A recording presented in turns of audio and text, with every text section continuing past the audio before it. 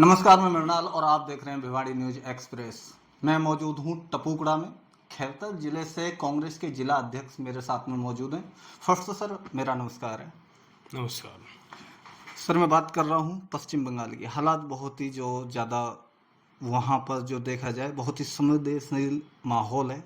क्या कहेंगे कि जिस तरीके से एक महिला का जो कि डॉक्टरेट है, उन्हों का रेप हो जाता है, उसके बाद में वहाँ पर प्रशासन उसमें लापरवाही बरत रहा है। टीएमसी की सरकार है और लापरवाही ये देखी गई है कि परिजनों को मिलने नहीं दिया गया। परिजनों को गलत जो जानकारी दी गई कि आपकी बेटी ने सुसाइड कर लिया है, लेकिन जब परिजन ऐन मौके पर अस्पताल में पहुंचते हैं तो वहां पर पाते हैं कि 3 घंटे तक बेटी को परिजनों से ना मिलने देना, उसके बाद में जल्दबाजी करके उसको अंतिम संस्कार कर देना। क्या सरकार का फेलियर है?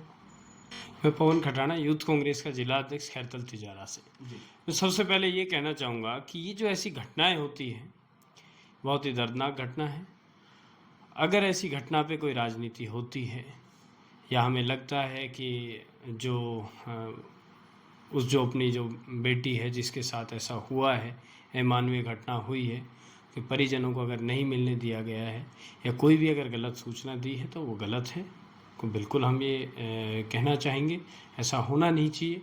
लेकिन साथ ही मैं ये भी कहना चाहूँगा कि बात की तह तक जाना बहुत ज़रूरी है, क्योंकि देश में आज जिस तरीके की राजनीति हो रही है, एक दूसरे के किसी भी अगर स्तर पे हम जाएं कि देश में कोई भी ऐसी घटना घटती है बड़ी, तो उसमें हर पार्टी आज राजनीति तलाश लेती है। ऐसा ही पश्चिम बंगाल में देखने को मिल रहा है। पश्चिम बंगाल में जैसा हम देख रहे हैं सोशल मीडिया के माध्यम से, न्यूज़ के माध्यम से, टीवी चैनल के माध्यम से, आप लोगों के माध्यम से, वहाँ ऐसा है कि इस घटना को एक बड़े लेवल पर राजनीति का रूप दिया जा रहा है। इसमें राजनीति हो रही है? इसमें मैं कहूँगा पूरे तरीके से राजनीति हो रही है। जैसा मैंने देखा है कि वहाँ की जो प्रदेश की सरकार है, टीएमसी की सरकार है, बार बार वहाँ की सीएम ममता जी ने ये कहा है कि अगर किसी ने गलत किया है तो उसको हम फांसी की सज़ा की मांग करते हैं। परिजनों को किसने गलत सूचना दी या नहीं दी, ऐसा कहना जल्दबाजी होगा, कि वो एक बहुत ऐसा टाइम होता है कि गवर्नमेंट को या हमारा प्रशासन को भी बहुत सारी चीज़ें देखनी होती हैं। मैं उस पर कोई टिप्पणी नहीं करूँगा। उसके बाद वहाँ पे इस तरीके से पूरे देश में एक माहौल बना देना, ये मैं मानता हूँ कि बीजेपी इसमें घटिया स्तर की राजनीति कर रही है। जैसा आपको मालूम होगा कि आज से पहले भी ऐसी घटनाएं इस देश में घटित हुई है पिछले 10 वर्षों में, तब से बीजेपी की सरकार है। आप ये देखो, सबसे बड़ा जो हमारे सामने मानवीय जो घटना हुई है मणिपुर में, वहाँ की बेटियों को निवस्त्र करके बीच सड़क पे दौड़ाया गया है, और इस तरीके की घटनाएं ना जाने कितनी हुई है।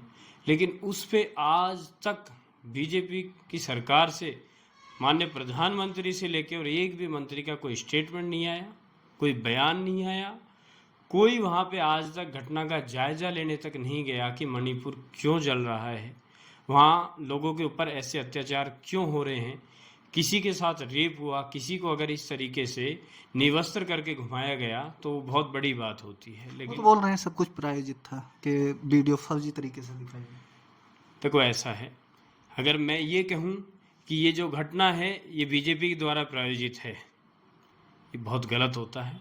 इस तरीके की टिप्पणी करना और इस तरीके से पल्ला झाड़ना, ये किसी भी रेस्पॉन्सिबल सरकार का, किसी भी रेस्पॉन्सिबल जो हमारे मंत्री हैं या फिर जिनको इनका जिम्मा लेना चाहिए, इस तरीके से पल्ला झाड़ना बिल्कुल गलत है।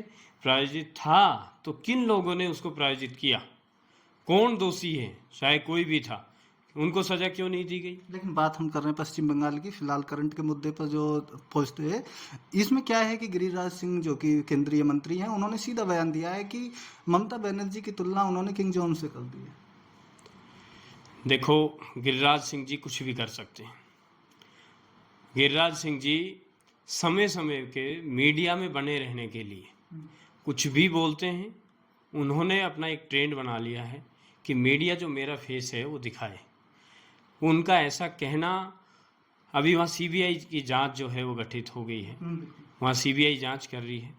सीबीआई की जांच में अगर कोई भी दोषी पाया जाता है तो बिल्कुल हम गिरिराज सिंह जी की बात को मानेंगे कि किसी ने गलत किया है। मैं ये नहीं कहता हूँ कि टीएमसी की सरकार का हम कोई पक्ष कर रहे हैं। मैं कांग्रेस पार्टी से मैं जुड़ा हुआ हूँ, और कांग्रेस पार्टी, हमारे जो माननीय नेता राहुल गांधी जी विपक्ष के नेता हैं, वो हमेशा गरीब, शोषित, वंचित का मुद्दा उठाते हैं और वो उठाते रहेंगे।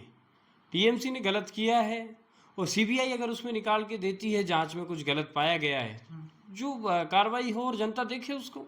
आगे भी चुनाव आने हैं, जनता उसको जवाब देगी, लेकिन हम वेट तो करें। ये सब कहना जिस तो तरीके से हॉस्पिटल में तोड़फोड़ करना, वहां पर सैकड़ों लोगों की भीड़ आई और डॉक्टरों के ऊपर सीधा हमला करना, ये कौन लोग हो सकते हैं जिसमें 4 लोगों की गिरफ्तारी अब तक हो चुकी है? देखो, कुछ भी कहना तो जल्दबाजी होगा कि ये कौन लोग थे, लेकिन मैं एक बात मैं आपको ज़रूर कह देना चाहता हूँ। पश्चिम बंगाल में अगर कोई भी घटना घटती है, इतने लोग आके वहाँ पे हमला करते हैं, सीधा आरोप वहाँ की सरकार पे लगता है। ममता बनर्जी मार्च कर रही हैं, इसका क्या मतलब है कि अपनी ही खुद की ही प्रदेश की सरकार में रहते हुए एक यानी कि उच्च स्तर का अधिकारी जो कि खुद सीएम है, वो क्या दिखाना चाहते हैं मार्च करके? देखो, मैं बताता हूँ आपको, कुछ तो गलत हुआ होगा। मैं आपको यही कहने वाला था, आपने मेरी बात पूरी नहीं होने दी। पश्चिम बंगाल में ममता जी की सरकार है, टीएमसी की सरकार है।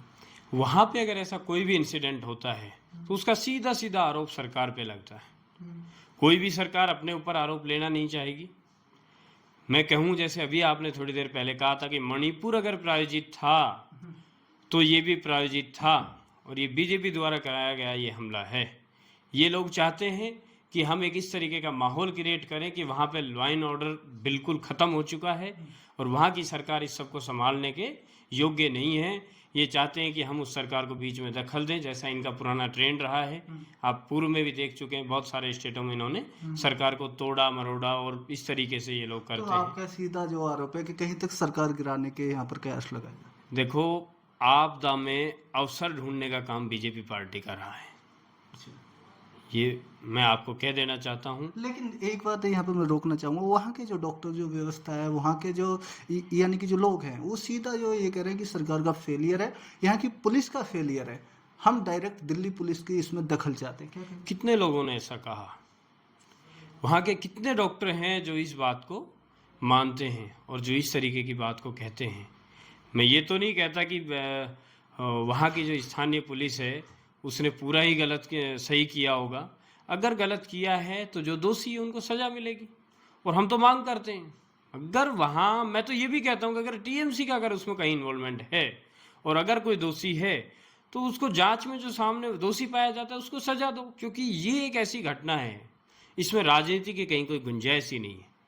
ऐसी जिस तरीके से पूरी दिल्ली के अंदर जो अभी नई तस्वीरें जो देखने को साफ तौर पर मिल रही हैं कि राम मनोहर लोहिया जो हॉस्पिटल है उसमें कहीं तक सारी ही सेवाएं बंद कर दी गई हैं। सारे देश भर से ऐसी ऐसी तस्वीरें आ रही हैं, भोपाल से आ रही हैं और फिर तुम्हारे बॉम्बे से आ रही हैं, अलग अलग प्रदेशों से डॉक्टरों की हड़ताल देखी जा सकती है, कैंडल मार्च देखे जा सकते हैं, और फिर एक जो जी पैदल मार्च देखे जा सकते हैं। यहाँ पर बहुत बड़े स्तर पर इस मुद्दे को उठाया जा रहा है, जैसा कि निर्भया कांड भी कभी उठाया गया। देखो, आपने सही बात कही। निर्भया कांड जो था बहुत बड़ा कांड था।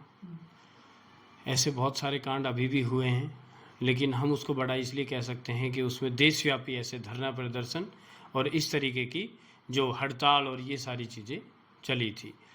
सेम ये जो हमारे डॉक्टर्स लोग हैं, ये भी अगर धरना प्रदर्शन कर रहे हैं तो ज़रूर देश आज पीड़ा में है, दुख में है। और अगर इस तरीके की हड़ताल चल रही है तो हम तो चाहते हैं कि केंद्र सरकार और वहाँ की स्थानीय जो प्रदेश की सरकार है और सीबीआई मिलके जल्दी से जल्दी उस बेटी को, उस परिवार को जस्टिस दे, जिससे देश की जो ये व्यवस्थाएं आज चरमराई हुई है वे फिर से पटरी पे लौटें।